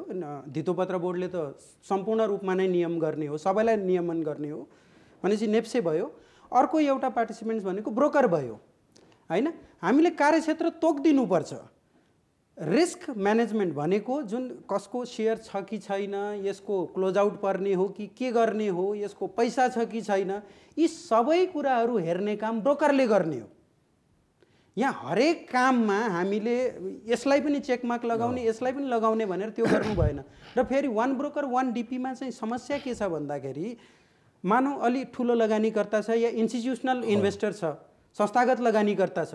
संस्थागत लगानीकर्ताले 5 लाख किता सेयर बेच्नु पर्यो एउटै कम्पनीको, आज उसलाई बेच्नु छ मानौँ एउटा या उसलाई किन्नु छ 5 लाख किता त भनेपछि उसले एउटै ब्रोकरबाट त कारोबार गर्दैन नि एउटै ब्रोकरबाट उसले कारोबार गर्दैन किन एउटै ब्रोकरलाई उसले कारोबार दियो भने फेरि त्यहाँ चलखेल हुन सक्ने सम्भावना बढेर गयो त्यसलाई पनि ध्यान दिनु पर्यो उसको प्राइसलाई तलमाथि गर्न सक्ने भयो त्यो ब्रोकरले गर्छ भनेर मैले आरोप लगाएको होइन तर सक्ने आधार त रह्यो नि भनेपछि मैले आफ्नो बिडिङ उहाँले भने कुरा ठिक हो चाहिँ अहिले यो कुरालाई अलिकति सम्बोधन भइ पनि सकेको छ किनभने अहिले इन्भेस्टरले ब्रोकर चेन्ज गरेर चाहिँ आफै चेन्ज गर्न सक्छ डिपीको हकमा अहिले चाहिँ 2टा डिपी तर समय लाग्छ 2 दिनको समय लाग्छ इभन 3 दिन 4 दिन 5 दिन पनि लाग्छ मिलिसेकेन्डमा गर्नु बेला 2 दिन लाग्छ सर अहिले 1 डे गर्ने व्यवस्था गरिसकेको छ 1 डे पनि गाह्रो 1 डे रियल टाइममा हुँदैन सर मलाई रियल टाइम टाइममा भएको छैन त्यो रियल टाइममा पनि होला सिस्टम बनाएपछि र अर्को कुरा चाहिँ के छ भने 2टा डिपी एलाउड गरेको छ 2टा डिपी पनि होइन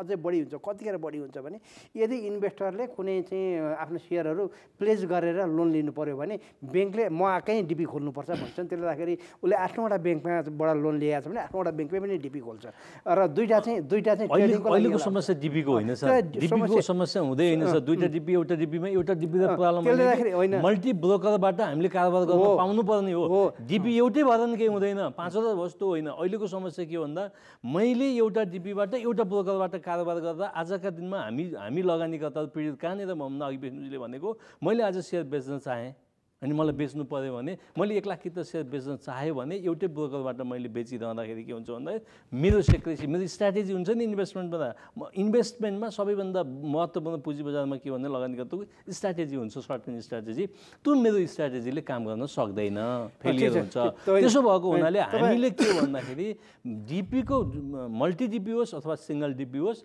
धेरै ब्रोकरसँग बाइङ सेलिङ गर्ने अहिले बाइङ गर्न त पाउँछ हामीले सेलिङ गर्न पाउँदैन यो समस्या समाधान हुनुपर्छ यो समस्या समाधान भएन भने मार्केटमा एकातिर ब्रोकर देखिन्छ कुन ब्रोकरबाट गरेछ अर्कोतिर त्यो पनि देखिन्छ एउटै ब्रोकरबाट समस्या हामीले टिएमएसबाट म यसमा मैले भन्न चाहे म थप्न चाहे टिएमएसमा अहिले के छ टिएमएसमा के छ भन्दाखेरि प्लिज टिएमएसमा अहिले समस्या के छ भन्दाखेरि एकदम जेन्युइन युनिभर्सली फिल एकदमै ठुलो समस्या छ है एउटा टिएमएसबाट कुनै पनि सामान्य आइटी एक्सपर्ट्स पनि चाहिँदैन सामान्य मान्छेले पनि लगानीकर्ताको 3 पुस्ते विवरणसम्म हेर्न मिल्छ आज अमेरिकाले कुन बाहिर सेल गर्ने प्राइभेसी कतिको कम्प्रोमाइज भएको छ यो भनेको त अपराध हो हेर्नुस् मैले के काम गरेको छु त्यो ममा मात्रै सीमित रहनुपर्छ हो सेवनलाई सोध्ने अधिकार छ मैले गलत गरेको छु भने सेवन छँदैछ गलत गरेकोमा चेकमार्क लगाउने छ तर यो सबैको लागि ओपन हुनुपर्ने कुरा हो 50 ब्रोकरले मेरो इन्फर्मेसन थाहा पाउनु हुँदैन एउटा ब्रोकरले एउटा ब्रोकर अर्को ब्रोकरमा अन्य ठाउँमा गएर लगानीकर्ताले गर्दा के फरक पर्छ यहाँ चाहिँ कस्तो भयो भने नि कस्तो छ भने के अरे हाम्रो सिस्टम हाम्रो पद्धति भन्दा इन्भेस्टर र चाहिँ हाम्रा चाहिँ प्लेयरहरू धेरै माथि हुनुहुन्छ क्या त्यसले उहाँहरूको डिमान्ड छ अहिले उहाँ यस्तो चाहियोस् हामी दिने प्रक्रियामा चाहिँ स्लो छौँ त्यसलाई हाम्रो स्पिड अप बढाउनु पर्यो कि जसरी मार्केटले विभिन्न किसिमका उपकरण त्यो स्पिडलाई चाहिँ त्यो त सिस्टम बनाउन चाहियो ल बनाउनु पर्यो अब हामीलाई म एउटा कुरा भनौँ न हामीले कम्युनिटी मार्केट तयार गर्ने भएर चाहिँ 74 सालमा त्यो ऐन बनाएर ल्याएको होइन अहिलेसम्म किन आएन भनेपछि अहिलेसम्म आइसक्नु पर्थ्यो संसारमा भइसक्नु पर्थ्यो होइन त्यसले गर्दाखेरि के हुन्छ भने कुनै पनि कुरा गर्नलाई टाइम लाग्दो रहेछ त्यसले गर्दाखेरि चाहिँ त्यो अनुसार हो अब उहाँले अहिलेको कुरा चाहिँ के भने उहाँले भनेको कुरा ठिक हो अब के भने कुनै पनि ब्रोकर कहाँ गएर कारोबार गर्न सक्ने स्थिति चाहिँ हुनुपर्छ किनभने र उहाँले जुन अर्को कुरा भन्नुभयो इन्फर्मेसनहरू यो किसिमले बजारमा आउँदो रहेछ त्यो कुरा उहाँले होला मैले पनि यो कुरा सुनेको थिएँ मैले हिजो बोलाएँ अफिसमा बोलाएँ त्यो नेप्सेका पदाधिकारीहरूलाई बोलाएँ आइटी सिस्टमलाई बोलाएँ त्यो अहिलेको नयाँ चाहिँ के अरे वाइको सिस्टमलाई बोलाएँ सबैलाई बोलाएँ के बजारमा तिमीहरूले यस्तो खालको चाहिँ पद्धति डेभलप गरेका छ जहाँ कि चाहिँ ब्रोकर अब हामीले फ्लोर सिटमा देखाइदिएका छौँ हामीले फ्लोर सिटमा यसको यो ब्रोकरबाट यो सेयर यो प्राइसमा यति किता बिक्री भयो त्यो फ्लोर सिट हो, सबैले थाहा जानकारी हुनुपर्छ। तर त्यसमा यो हरिबहादुरले चाहिँ यसरी बेच्यो अरे, श्यामबहादुरले किन्यो अरे भन्ने होइन कि त्यो त्यस्तो खालको इन्फर्मेसन दिनु हुँदैन। त्यसले गर्दाखेरि त्यो छ भने त्यो छैन, हामी ग्यारेन्टी गर्छौँ भनेर उनीहरूले भने। अब उहाँसँग छुट्टै बसेर हामी चाहिँ त्यो कुरा हेरौँला। यदि 3 पुस्ते विवरण देखिएको छ सर, टिएमएसमा 3 पुस्ते विवरण देखिएको छ, त्यो देखेको रहेछ भने उहाँसँग बसेर मलाई देखाइदिनुहोस् भनेर पनि हेरौँला। अनि त्यसपछि हामी कहाँ समस्या चाहिँ फेरि पनि आइटिकै आयो कि सर। तर एउटा कुरा चाहिँ म अहिले यहाँ के भन्छु भने उहाँहरूको जुन टिएमएसको समस्या छ, यो अहिले जुन हामी ब्रोकरलाई तिमीहरू आफूले टिएमएस म्यानेजमेन्ट गर्नुपर्छ भनेको छौँ, त्यसमा 4वटा कुरा हुन्छ क्या। एउटा दुईवटा यो भनिदिइहाल्छु म। एउटा कारोबार गर्ने कुरो, दोस्रो डाटा ब्याकअप गर्ने कुरो, त्यसपछि उसले कुन कुन प्रोडक्ट दिने भन्ने कुरो र क्लाइन्टलाई दिने सर्भिसका कुराहरू। यो 4वटा कुरा पर्फेक्टली दिन सक्ने स्थिति ब्रोकरलाई बनाउनुपर्छ। र यसको लागि हामी कार्यक्रमको अन्त्यतिर आइरहेछौँ होइन। अब यो मर्जर एक्विजिसनको बेलामा चाहिँ सम्झौता हुने बित्तिकै सेयर कारोबार रोकिन्छ होइन। यो चाहिँ कहिलेदेखि खुल्छ जस्तो, यसलाई अलि छिटै खोल्ने, अलि लामो समयसम्म कारोबार गर्ने गरी बनाउन मिल्दैन? ठिक छ, तपाईँले भनेको कुरा हामीले त्यो फिल गरेका छौँ। यो कुरा चाहिँ निक्षेपकर्ताको हक हित गर्ने, हकको सुरक्षा गर्ने काम जसरी राष्ट्र ब्याङ्कले गर्छ, लगानीकर्ताको हक हित सुरक्षण गर्ने काम धितोपत्र बोर्डको जिम्मेवारीको कुरो हो। धितोपत्र बोर्डले यो चाहिँ के अरे मर्जर र एक्विजिसनको गाइडलाइन बनाएर ल हाम्रा जस्तो सबै लिस्टेड कम्पनीले यो अनुसार गर भएर ल्याइसक्नु पर्थ्यो क्या एजेन्सियलसम्ममा, त्यो रहेनछ। त्यसलाई हामीले त्यो बनाइसकेका छौँ। हामीले स्टेक होल्डरसँग त्यसको फिडब्याक लिइसकेका छौँ र त्यो जब त्यो आउँछ, त्यो आइसकेपछि अहिले मैले हेरेँ कुनै कम्पनीको 24 महिनासम्म लागेको रहेछ। अन एन एभरेज कम्पनीहरूको हेर्दाखेरि 7.5 महिना लागेको छ। 7.5 महिनासम्म चाहिँ त्यो इन्भेस्टर चाहिँ के अरे सफर हुँदैन। त्यसले गर्दाखेरि कमसेकम पनि त्यसलाई 45 भित्रमा कम्प्लिट गर्ने र 45 दिनभित्रमा गर्न सकेन भने बजार ओपन गरिदिने गर्ने सिस्टम बनाउँदैछ। 45 दिनभित्र मात्रै होइन सर, म तपाईँले नियमन बनाउँदै हुनुहुँदो रहेछ। कहीँ पनि यो कारोबार रोकिँदैन। त्यसको लागि सिम्पल तरिका के छ भन्दाखेरि हामीले जस्तो बोनस र राइटमा हामीले रेकर्ड डेट तोक्छौँ, त्यो रेकर्ड डेट तोकिदिएपछि किन भन्दा स्वाइप रेसियो डिसाइड हुँदै गर्छ, जे हुने हो यति हुन्छ उति हुन्छ भनेर हामीले ब्यालेन्स सिटलाई पनि त फोरकास्ट गर्छौँ नि। त्यो लगानीकर्तालाई छोडिदिउँ होइन, त्यसको रेकर्ड डेट तोकिदिउँ। रेकर्ड डेट तोकेपछि त्यो दिनमा जोसँग जुन कम्पनीको सेयर छ त्यही अनुसार स्वाइप पाउँछ, सिद्धियो। विश्वभरि भएको व्यवस्था नै धन्यवाद। हामी कार्यक्रमको अन्त्यमा आइसकेका छौँ होइन। कार्यक्रममा आउनुभयो, यहाँबाट धेरै धेरै धन्यवाद। कान्तिपुर अन्तर्क्रिया आजलाई यति नै। हेर्दै गर्नुहोला कान्तिपुर टेलिभिजन।